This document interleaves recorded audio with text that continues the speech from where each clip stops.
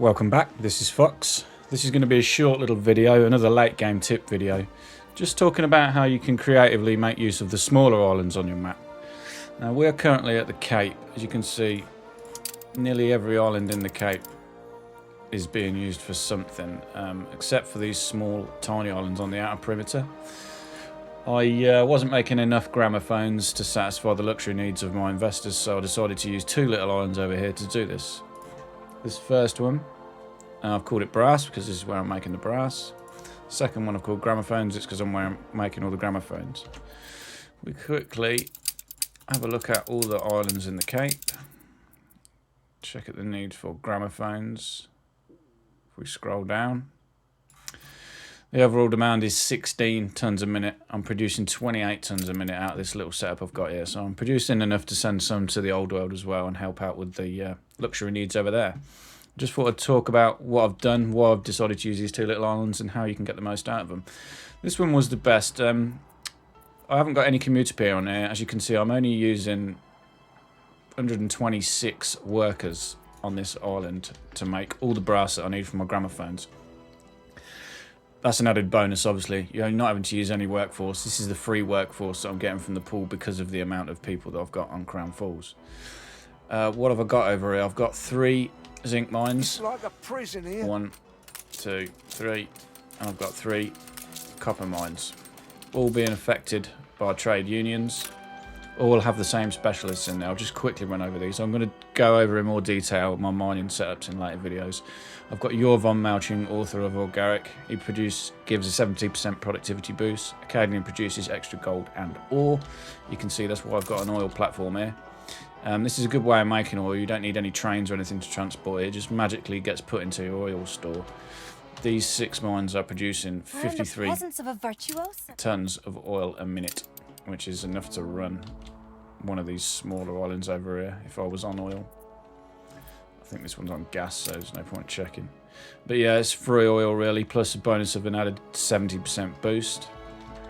The other two I'm using is Angela to give me electricity, and this Sapper. He gives a 50% productivity and a negative 75 workforce. Very, very good, even though he's rare, he's no epic. So 6 mines, they are churning out 26 tonnes of each copper and zinc a minute. That is then being fed into the brass. Smelters, I've got 6. They've got an Angela for electricity. This Lord Footprints Gargantuan Smokestack Ack, which was 55% productivity boost plus 60% attractiveness.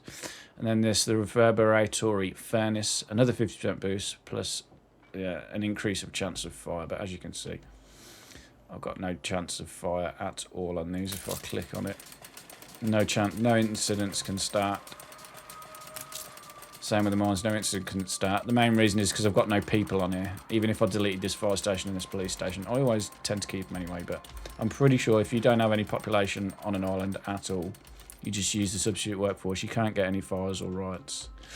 Everything is being boosted by the palace. I've got the Department of Labour.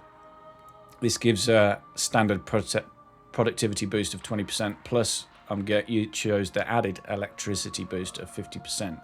So if we run through the boosts, we've got minus 20 workforce from Angela, plus 50 productivity, minus 75 from first rate Sapper, plus 70 the extra goods from von Malching. Captain of Industry, I'll just get the minus 10%, 50% from electricity, and 20% productivity from the palace. So all in all, 440% these mines are running at. And it's free labour, no workforce needed.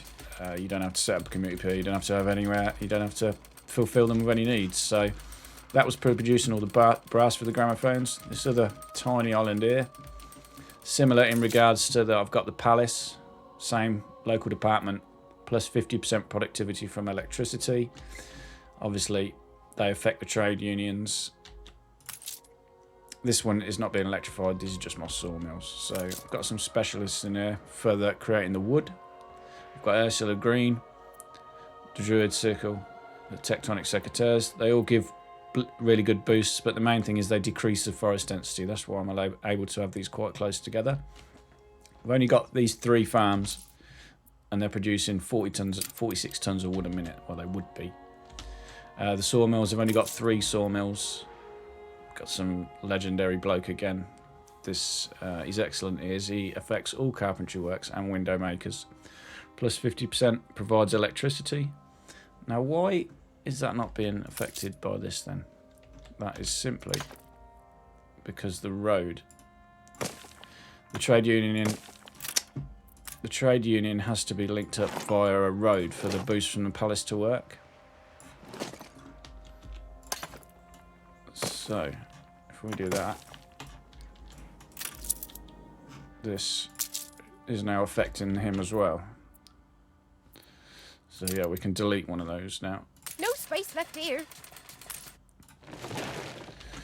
Because of the extra productivity we're getting from the palace, I only need 2 sawmills to produce all of the wood needed. We do need more wood. That's because I deleted one of these a minute ago because it was only at 73%. So we'll just hook another one back up. That now gets us 38 tons of wood, creating 31 tons of timber. This city is a magnet for... Yep. Now down to the gramophones itself. I could have put the same chap in here. This Seraphim padding window dresser, 50% boost, provides electricity, produces wood veneers, but I don't need the wood veneers because I'm using this chap, John the Inventor, the Epic. Instead of wood veneers, the building process is timber. It just saves on an extra process. You don't need the veneer makers or whatever they're called, the Marquetry Workshop. So it's saved on workforce there.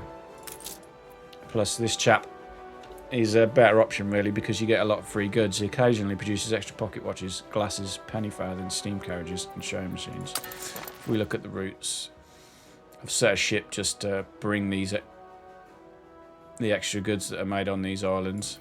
You see it?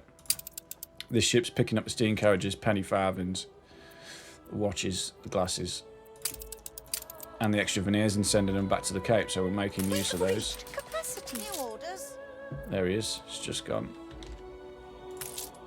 The other specialists I've got is Harker's Electric Treadle Lathe Epic, plus 50% productivity, minus 25% workforce. We already spoke about this chap.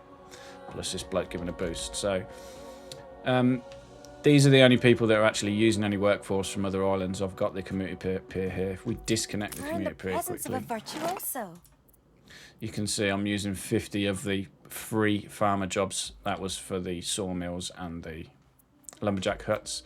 It's costing me just over 1,000 engineers to make the gramophones. Sounds like a lot. I could have got this down with workforce reductions, but I have around about 5,000 extra engineers over here in the Cape that are not doing anything, so it worked out really well for me. So these 2 tiny little islands, I'm making enough gramophones to feed all of the Cape and some of the old world. It's a real good way of utilising these small islands to get something done. This one was perfect for this really, with these 6 mines. I had to use the Institute to change the resource. I always forget what this is called. If you go into the major discoveries, mastery of nature, change the deposit ore. So there was 1 zinc on there originally. I think the rest was coal and iron and a limestone maybe. So I had to change the ore deposits over to enable me to have 3 zinc and 3 copper. But yeah, I thought it was a real cool way of using these small islands. So just thought I'd share a little video, run through quickly what's going on. Maybe you learnt something and you can use this in your own videos. Yeah, thanks for watching as always. Stay tuned for the next one.